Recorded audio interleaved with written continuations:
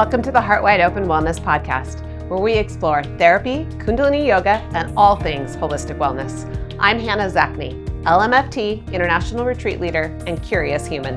Whether you're tuning into us via social media or any of the major podcast platforms, we're so grateful to have you here. Here's to opening our hearts and exploring life together.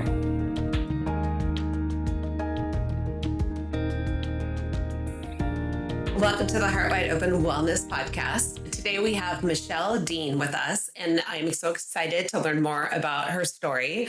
She is a graduate. Are you a graduate, or it could be almost a graduate? I will be graduating the 29th. Yeah. So close. She is graduating from Powerhouse Ministries Women's Program, and you're going to learn all about what that is.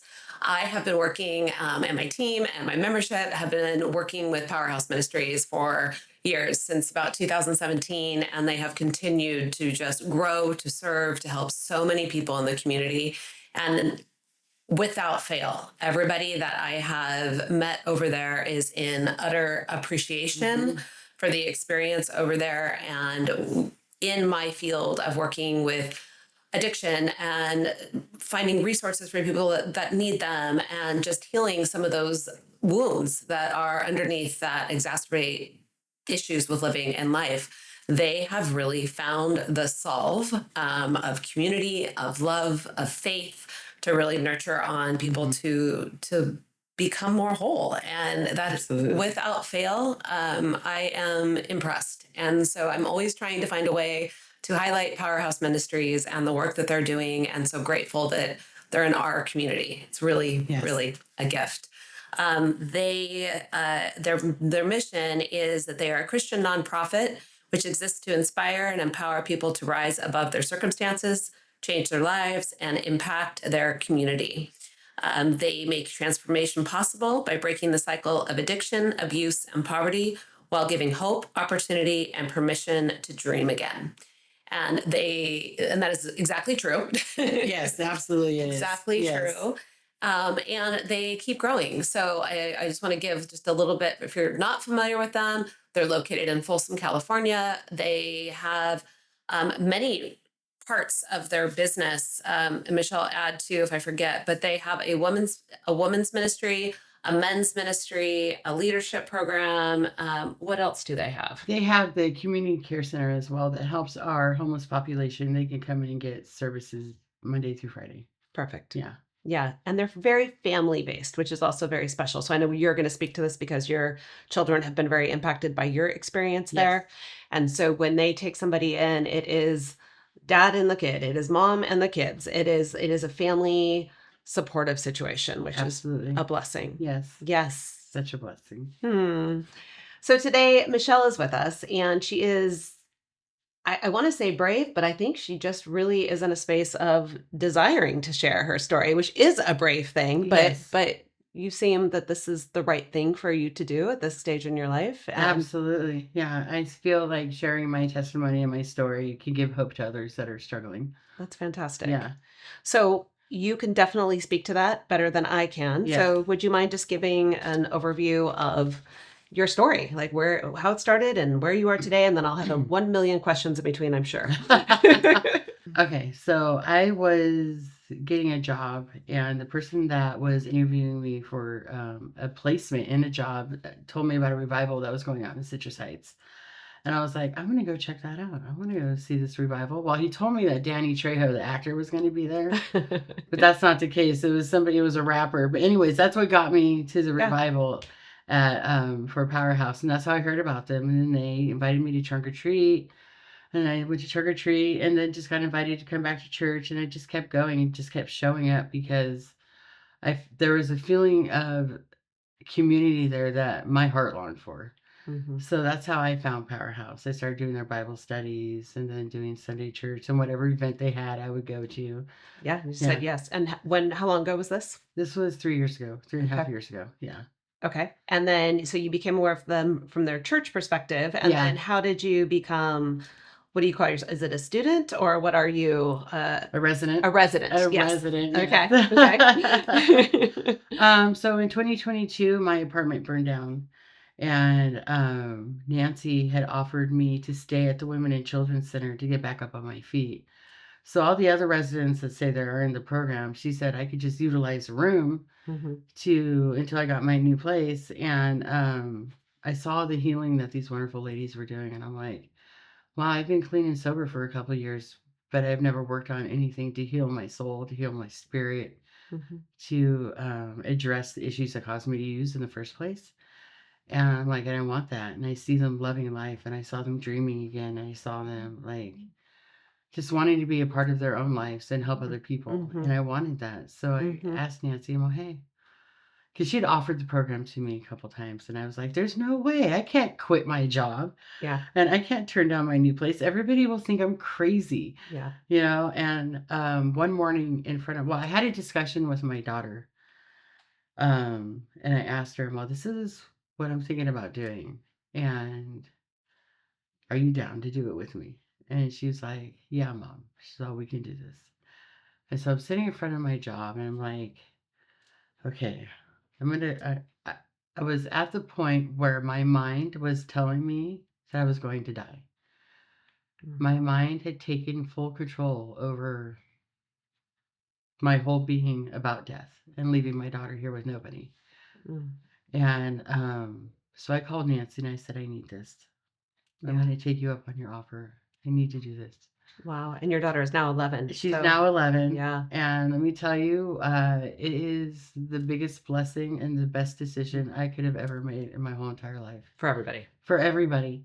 For everybody. And so the fire put me back into a state of, oh my God, I'm homeless again. And I'm doing everything right. I'm not using. I have a place and I'm working. I'm taking care of my daughter. And this fire happens, destroys our apartment complex, and I'm out on the streets and I'm just questioning. Yeah. Like, is this what's meant for me? Is this the life that I'm supposed to live?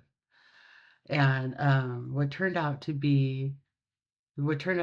I thought was going to be the end of all was the biggest blessing of my life.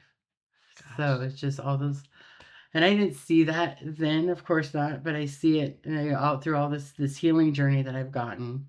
It's just huge. It's just the biggest blessing I could have ever received from me, my daughter, and my son. I smile because I think once we have that recognition that even our challenges and obstacles are here to serve us, that we live with that's the birthplace of faith, right? Yeah. Like that's when you start to just trust the journey. Yeah. And trust the process. And also it really removes a lot of fear going forward because it doesn't mean anything's easy going when the bottom feels like it's dropping out, but you can have a different perspective that maybe this is going to be okay. Even if it's not okay in this way, it's going to be okay. Yeah. Yeah. Yeah.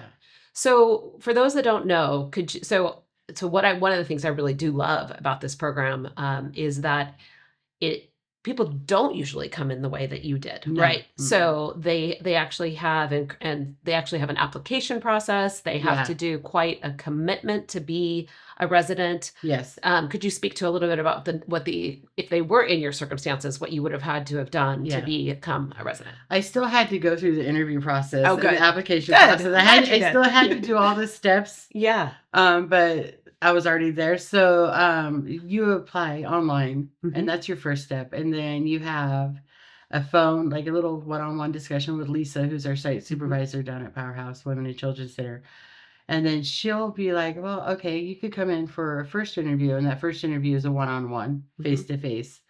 And then they have a panel interview. If she feels that you're committed and you're ready for change, she'll put you in front of a panel interview, which is 2 staff members and 3 residents in the interview process, which is amazing because the residents get to, see, hey, let's get to know this person. Well, they're going to live with you. Exactly. For how long? For 2 years. Or a little bit over 2 years. Yeah. Which is a really big deal to come into an environment that they're saying, we want you for 2 years, and that you're saying, I'm willing to try this for 2 years. That's a very big commitment. It's a huge commitment. It's a little scary at first, like 2 years. Wow. That's a long time, but it just flies by. Oh, I believe you. I remember sitting in Lisa's office. She's like, okay, graduation's in 2025. I'm like, oh, that's so far from now. Yeah. And it just feels like yesterday. Yeah. Here you are. So could you kind of highlight the steps too? Because I know there's like initially you have less availability to like car access or you have restrictions at some level, Hmm. right? And then could you kind of explain kind of the steps as to So we have seasons. We yes. call them seasons, and your first season is a seed, and that's kind of like your really restricted season. That's what you don't have your phone, you don't really have access to like the outside world except Hmm. for Powerhouse and church. Hmm. Um, that gives you the ability to rely on others, to ask people for help, to get to know the women that you're living with, to settle in and just to be still and to reflect. Hmm. And then the next season is called a sprout, and that's our longest season. And that's when, oh, no, sorry, seed and then root. So the root season is you're able to go out on walks by yourself. You get your phone back. You have a little bit more freedom. Maybe you might start therapy. And that's 3 months long. Okay. And then, well, everybody's walk is different. Some people may take a little bit longer or a little Hmm. bit less time to get Hmm. through that season. Um, and then there's the sprout season, which is your longest season. And that's when you really start to dig deep into the wounds and everything. You get to pull all that muck Hmm. out of inside of you because you're going to start working the Genesis recovery process with your Genesis counselor. And that's just going through everything from life history to false beliefs to how your brain works. Hmm. Hmm. And it's an amazing journey to go Hmm. through one on one with somebody. You get to learn Hmm. a lot about yourself. And therapy, you start therapy. And you also can drive. Yeah. Yeah, you can drive again Yeah. when you become a sprout. So Yeah. that's a lot of freedom right there. And then once you're at the end of that journey, you should be finishing up the Genesis process. You turn into a blossom. And that's like you're done with classes, you're done with Genesis, you're done with therapy, and you're now starting to get yourself ready to live outside of Powerhouse. Hmm. You're either going back to school, you're looking for a job, you're just getting yourself prepared. Hmm. And the last season is fruit. And that's when you're finished with absolutely everything. You Hmm. start volunteering, you have a job or you're going back to school already and you're just ready to graduate and just move on to the next stage of your life. I mean, I just love that it's not only like helping from the recovery, right? But Uh-huh. then stabilizing and then teaching Yeah, life skills that absolutely. are really missing from a lot of people that end up there. They didn't have the opportunity to learn some of those life Hmm. skills, right? And excuse me, to be fair, I mean, we don't even, a lot of people in average circumstances don't learn those Right? things, right? How do you balance a checkbook? How do I manage this? How do Yeah. I, yeah, those kinds of things are very, very important. And I know even all of that is a part of your program, right? Oh, yeah, absolutely. Um, we have many volunteers who come in and help us with all different kinds of aspects of our lives. Um, Whatever the need is, usually there's a volunteer around to Hmm. help, walk you through some of the things that you're going through or that you might need help with. Yeah. Yeah. Yeah. That's great. Yeah. So, of those stages, what was the hardest one for you? The Why? seed and root, because I was so used to my freedom of driving, Hmm. and I wasn't in the healthiest state. Like, so walking was really hard for me. So I just really Hmm. wanted to have my car. Hmm. Um, and that was difficult for me. And then also, um, probably starting the Genesis process, getting vulnerable Hmm. to be able to heal from the things that have hurt me Yeah. and the trauma that I've been through, facing those things face on, like staring at it and being like, you don't have control over me anymore.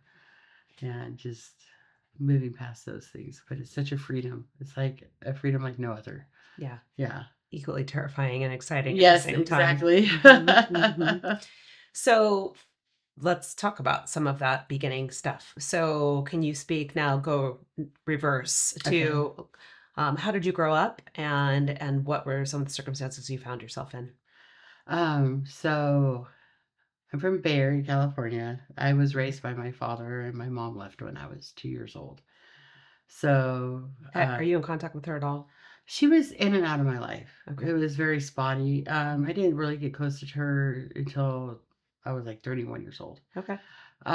So I knew something was off. Like I knew she was always a little bit different and a little bit stranger and a little bit wackier than, Mhm. any of the other moms I met. So Mhm. I found out later on in life that she was a drug addict. Mhm.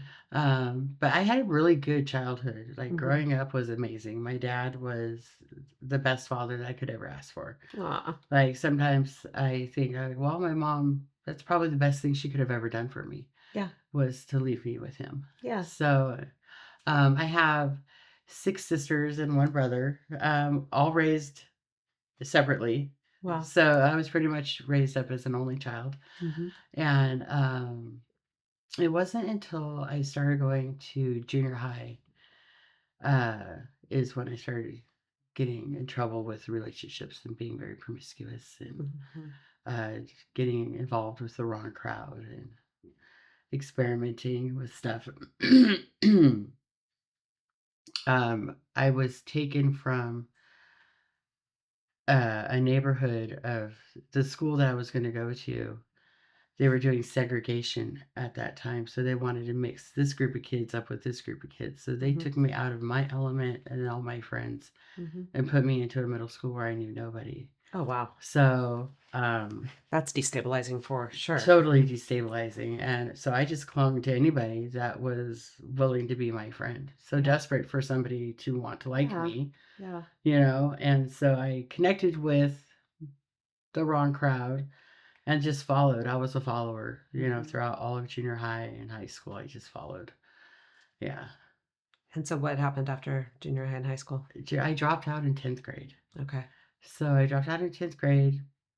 No real, like, I couldn't even tell you why Mhm. I dropped. I just didn't like going. I wasn't getting bullied. There was no fights. There was nothing like really stressful going on at school. I just didn't There's want. probably no motivation to stay Yeah, either. yeah, exactly. I just dropped Yeah. out. And then I continued to do what I wanted to do, being promiscuous Mhm. and connecting with all the boys. And Yeah. um, But you have also shared with me that those relationships were probably not the right oh, choices. absolutely not the right choices. And maybe a bigger part of your initial wounding. Oh, yeah. I think that was definitely my first addiction was relationships and validation from whatever a man could give me, Mhm. you know. Mhm. When I turned uh, 19, I moved to Michigan to live with my cousin for a little while, and Okay. my behaviors followed me out there. Yeah. Wherever you And go, there you are. yeah, and then she wasn't having it, Yeah. So, and then I moved to Texas with my Mhm. boyfriends at the time. My boyfriend at the time, I moved in with his mom, Okay. but he wasn't there.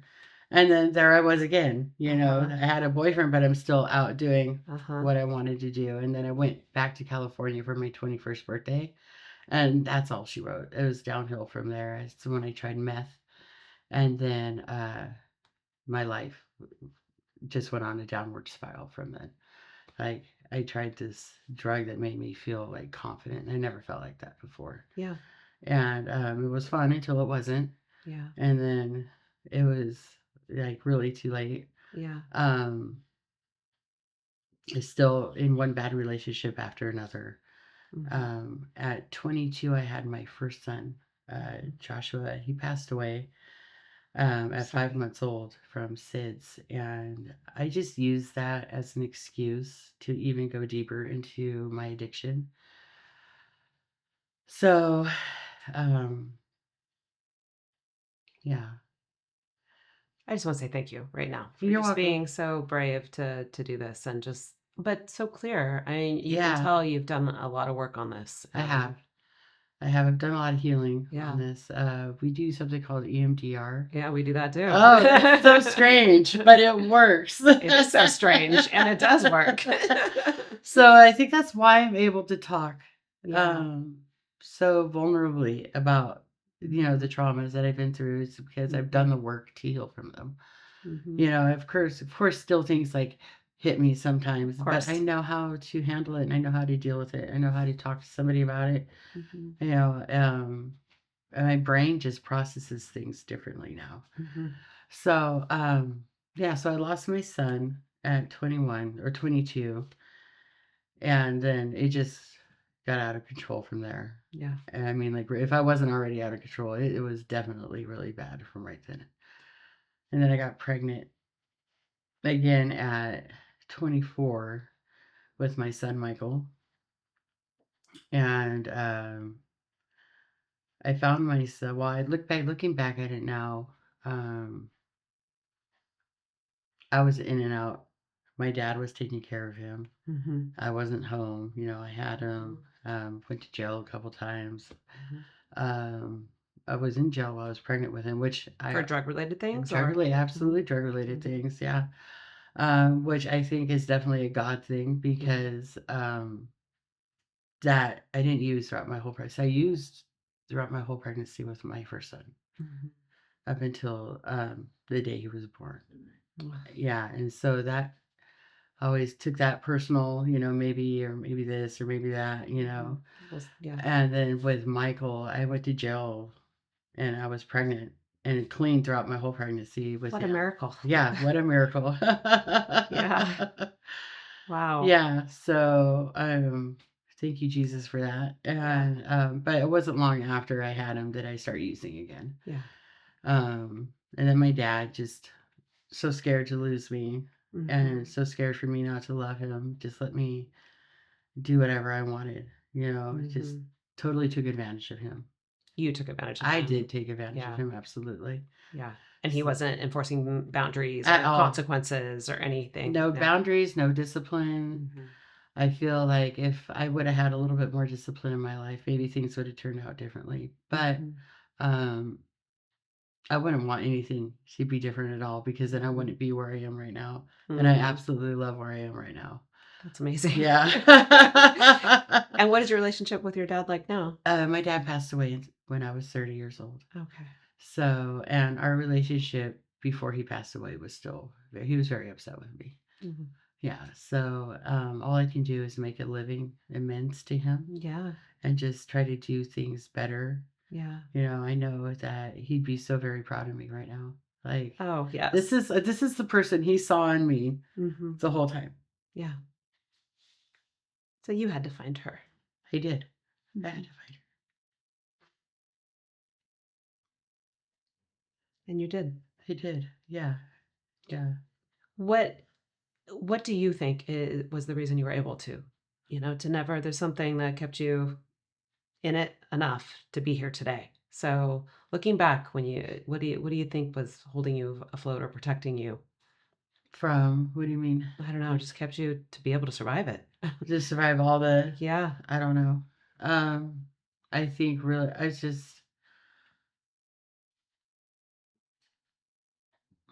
I had some kind of hope for a better future. Mhm. I mean, it must have been there. Mhm. Um, Giving up has never been my style. Mhm. So, I think that, and then Michael, my son, I had to be there for him. So, I mean, my Mm. children were Mhm. definitely a starting point of why I couldn't give up. Yeah. How old is Michael now? He's 24. Okay. Mm-hmm. Yeah. I believe you that you had hope and that you don't give up because there's a spirit about you that feels bigger than 3 years. Or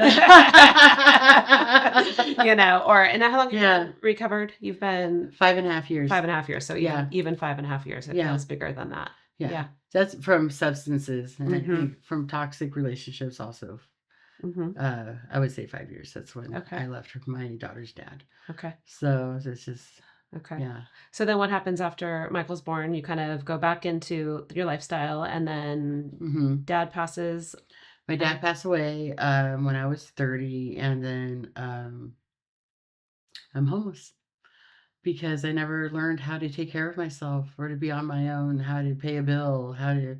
And You then were living with dad that whole time, in living and with my out. dad Yeah. the whole time, in jail. I may be gone for a week here or a couple Mhm. days there, but I was with my dad. Mhm. He took care of me. And Mhm.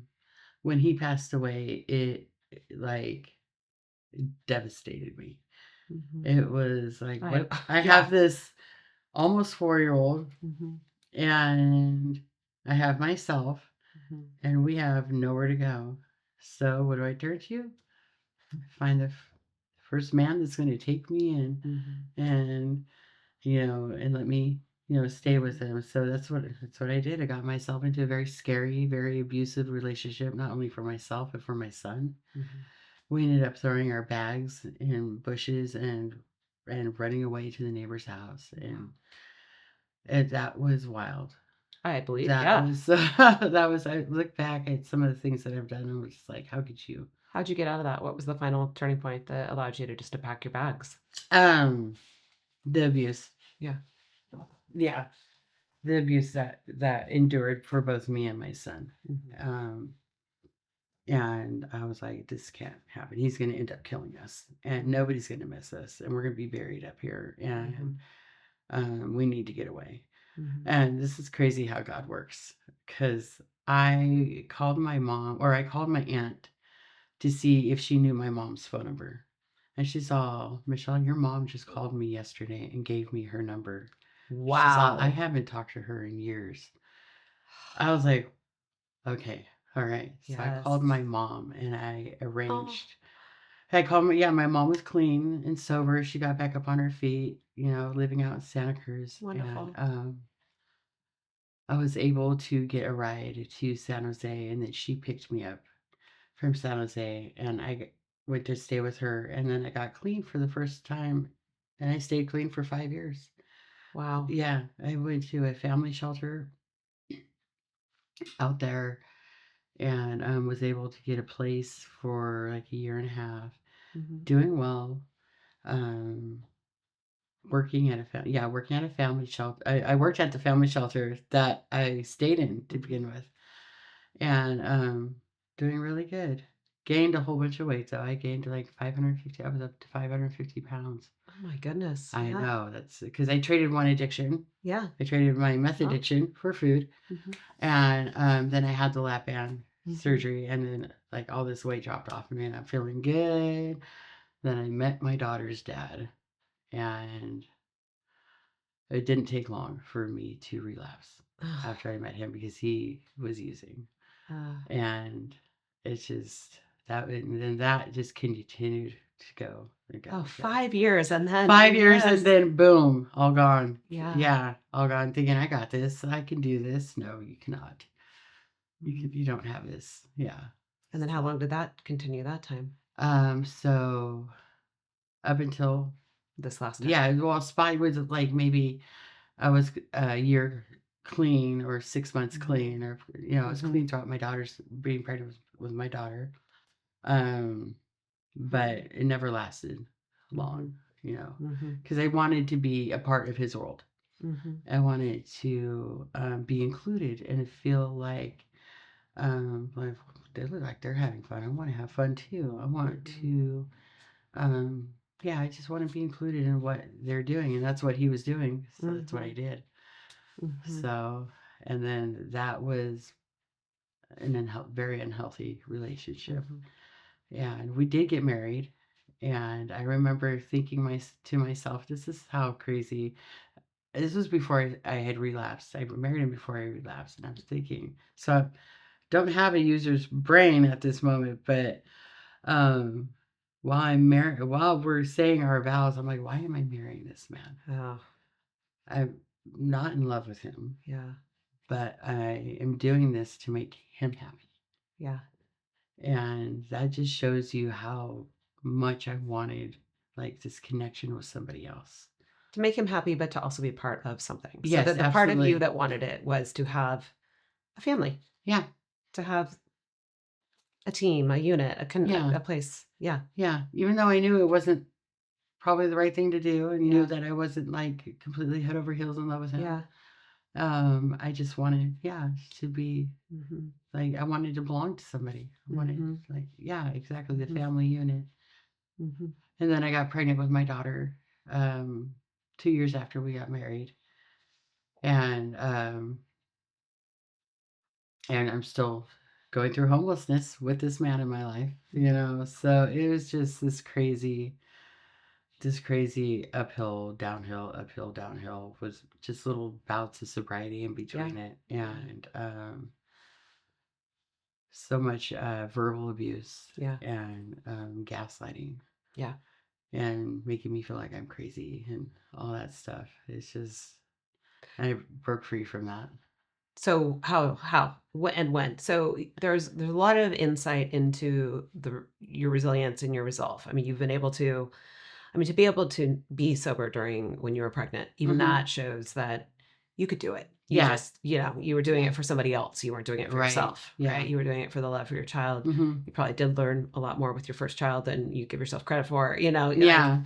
I'm sure, I mean, that you survived your dad's loss, that, you say that, and well, the loss of your child, then your dad, I mean, all these things are like, could even take you down, sometimes they did, sometimes. Yeah. There's a lot of, to even do the surgery, to lose the weight. Yeah. I mean, to be sober for 5 years, there's a lot of resolve that you have in there. Yeah. So it's almost like touch points of like, I'm capable, but then I'm not. And I'm capable. And then That's I'm exactly. not. So I get myself up to this point where I am succeeding, then almost afraid to succeed. Yeah. Well, that's an actual thing that happens, Yeah. right? Self-sabotage Yeah. of recovery. Yeah. So we split up in Uh-huh. 2019. He left me for another woman. Okay. But I was kind of pushing him towards that. Like I wanted him to. So you were okay with it. I was, but it still broke me. Of course. Like I'm thinking, like, cause he just disappeared. I'm like, oh my Mhm. God. He just up and left me and our Mhm. daughter and just completely fell off the face of the earth. I was like broken for like 6 months. Mhm. And but then I got into the VOA family shelter in Sacramento, and God just said, "You don't need this anymore." The addiction. He just removed. Like I couldn't tell you. A lot of people struggle with getting clean Mhm. and getting off whatever drug they're on, and I feel so blessed because God didn't make me struggle. Did you have faith back then? I've always been a believer, but Mhm. nothing like I am today. I didn't have this faith back Mhm. then, but looking back now, Mhm. I see where God has been in my life and how he's Yes. shown up. And like, I didn't struggle to get off Mhm. meth. Like, Mhm. yeah, I did the sleeping for like a week, Mhm. but after that, it was like, I was just done. It was just over. It was done. I wasn't using anymore because it was just too much. I'd been hospitalized a couple times because of my Mhm. using. Mhm. It was giving me infections in my legs. It just wasn't worth it Yeah. anymore. And I was just completely done. And I have God to thank for that. That's incredible. Yeah. What was it like being in a shelter? What was it like? Just Well, that shelter was scary. It was scary actually being in a shelter and trying to make sure your daughter is protected. My son was staying with my sister. Uh-huh. So having Bonnie with me, who's also at the time very hurt and traumatized from everything that me and her dad have drug her through, Um, it was just different. Yeah. So then you get to Powerhouse. A couple more things happen, and Yeah. you find yourself at Powerhouse. Yeah. You're active in your faith enough to be saying yes to these Yes. spiritual church related events. Absolutely. And then you find yourself in the hands of people that are gracious enough to let you in under the burning down of your apartment. Yes. And the rest from here, I mean, but you start to receive. You also, how was that for you just to receive? It was awkward. Yeah. At first, I asked Nancy after I got into the program, I'm like, so what do you expect from me? Yeah. What do you need from me? What's the catch? Yeah, exactly. What's the catch? What do you need me to do for you? Yeah. Because, she saw nothing. Did you believe her? It took I think I asked her a couple times. Yeah. That question. And, That's fair. after a while, I started to believe her, but it was a process of just like, okay, wow, Mm-hmm. I am being loved, I'm Mm-hmm. being welcomed. People want me here. Mm-hmm. They want to be next to me. They want to talk to me. Um, and just being poured into, like the life that they speak into me and the encouragement that I get and the love that I feel there is just astounding. Like I've never, that's the only way the healing can happen. What they pour into you. Can you expand on that? Because I know what you're talking about, but I don't Yeah. think the average person who might be listening knows, like, it is such a judgment-free environment. It's such Yes. but it's not loose in its boundaries or Mm-mm. expectations either. No, it's not loosening its boundaries or Mm-hmm. expectations. When I say what they pour into me is that they're pouring in love. They're pouring in like, hey, I want you here. They're Mm-hmm. pouring in like, hey, you can do this. Mm-hmm. You are worth it. You're worthy. You are meant to be here. You are a Mm-hmm. good mom. Like, just hearing all these affirmations Mm-hmm. all the time from, multiple people, the leaders there, the residents there.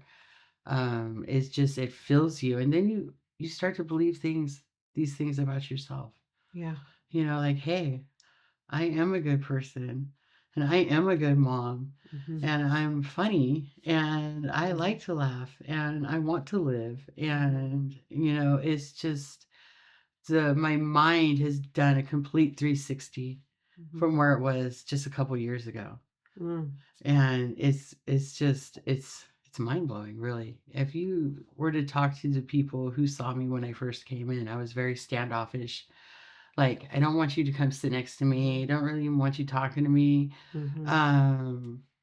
But I want to be here. Mm-hmm. So there was something in my spirit saying, hey, you want to be here, you need to be Mm-hmm. here, but I didn't want anybody in my Mm-hmm. bubble. Like, I just Mm-hmm. didn't want you to get to know me. And now it's just totally different. Well, addiction is isolation and Yeah. like stay away and Yeah. shame and guilt and Yeah. blah. And so it's like, I mean, I think, two things that come up for me when you're just talking. I mean, one, like, if somebody believes in us, we will start believing in ourselves. At the 100%. Hands down. Yes. Right. So the Uh-huh. biggest gift we can give, and we do this with therapy, it's like, I believe you're going to be better. And that is that's the best tool we can give. It doesn't matter what grad school, what Mhm. programs, if we know EMDR or not. I mean, those are Yes. amazing. Yeah. But if we believe that somebody's going to get better, we want to step into that, right? Yeah. Step into that because we know our Yeah. capability at some deeper level. Yes. So I'm like, Powerhouse is a perfect reflection of just they believe in you before you believe in yourself. Absolutely, they do. And Oh you my received goodness. that. Yes, I totally received that. I love that so much. And it wasn't just like, oh, I believe in you and then I believe it. No, it's just a Mhm. constant pouring in of Mhm. people believing in you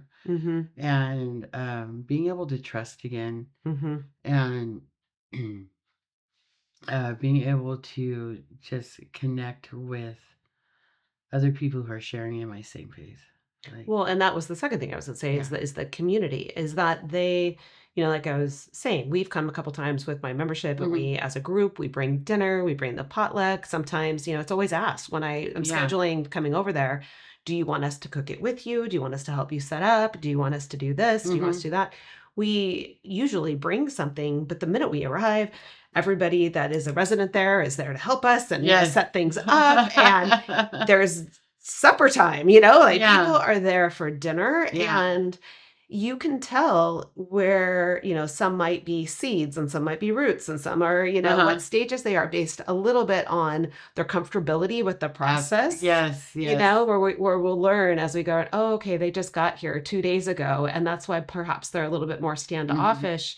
Whereas somebody that's been there like you is Yeah. going to be very like welcoming and gracious. But I think that's a skill set that's taught at Powerhouse is to be in community like that, to just, even at the end of the day, if you're tired, you still sit down and you break bread with other people Yeah. and you connect and you listen and you create that time. It's family. It's family. It's really what it is. Yeah. Like, it's this family. God took my lonely life Yeah.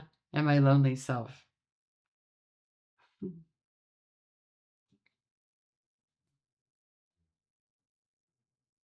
And he put me where I needed to be. Mm-hmm. Like, I have family, but not like this. Mm-hmm. Like, he put me in the perfect spot for healing. So my dreams have always been to have like crazy big family parties and those like crazy movies, like when you see on the movies how they have all the crazy Christmas family events and I love stuff it like too. that. Yes. And I've always longed for that. Yeah, And I got it. it's great. I got it. I got the family that I've always wanted. Mm. You know, I want my family. I love my family, my sisters and all that. Mhm. But it's just the closeness that we have here in this Mhm. community Mhm. has allowed me to have the family that I've always wanted. Like, God knew exactly what I needed. And I love your gracious heart of he's receiving that just, and being grateful. oh my goodness, he's just Mhm. so good. He's so good. So good. So good. Like, he's just like, he's better than that. Like, he's just given me everything back tenfold. You Mhm. know, I feel the goodness of God all over Mhm. my life. Like, Mhm. and what he's calling me to do. And, um, although it feels like I'm always like questioning, like, should I be doing this? Or, but it's Mhm. just, I feel like going out of my comfort zones and Mhm. stuff is God calling me Mhm. to take healthy risks. Well, I Yeah. believe that's usually how God talks. Yeah. So I think you're listening to the right source. So what is next for you? Like, so you're graduating, and what I'm are these graduating. dreams that are opening up for you and possible for you now? So I am actually back in school for the Okay. first time since 10th grade. It's- Yay! I'm in college. So I got my GED when I was 19. Okay.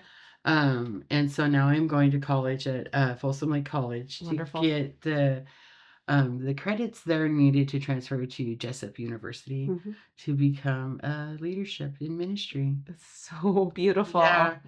Yeah, I really see myself out there like helping others in the same situations that I come Mhm. from. I feel like God wants me to use my experience and to give other people hope. Mhm. And I know that I can do that.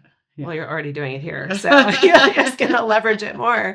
That's Yeah, amazing. it is so good. It's so good. And I'm also volunteering at the community care center where I get to work with our homeless population 2 days a week. Mm. So, and that's like my heart, like helping those people Mhm. that are not usually seen. Mm. I like to help them feel seen and feel heard and let them know that they are loved and Mhm. cared for. It's beautiful. Yeah. What a true full circle give back. Absolutely, 100%. I think God has used everything in my past Yeah. to do good. Ugh. Yeah. What is the one or two pieces of advice you would give somebody who might not yet have found their way through whatever they might be going through that might relate to a part of your story? Keep an open mind Mm. and give yourself a chance because healing is possible. And if I can do it, anybody can. Yeah, Yeah, it is possible it for is. sure. Yeah. So one of the final questions we ask every time I am with anybody, my hope and goal is for myself to live more heart wide open each and every day. Yeah. So what does that mean to you to live with your heart wide open? I think it means just to be kind Mm. and to love with Jesus' heart always. Do your best. Yeah. You're not going to fully be able to live No. like Jesus, but as long as that's your goal, then you're doing something right. That's a great answer. Yeah. Thank Yeah. you. Thank you so much for sharing You're welcome. just everything and just being who you are. You have a really special spirit. I'm Thank you. really, really excited to see what you do. Thank you for having me here. Yes. Yay. Thank you for joining us on the Heart Wide Open Wellness Podcast. We appreciate your time, energy, and attention. Whether you're watching or listening, please remember to follow us on Facebook, Instagram, TikTok, Apple Podcasts, Spotify, iHeartRadio, and YouTube. Stay up to date with us at heartwideopenwellness.com so you don't miss any upcoming events, offerings, or retreats. Until next time, keep your heart wide open.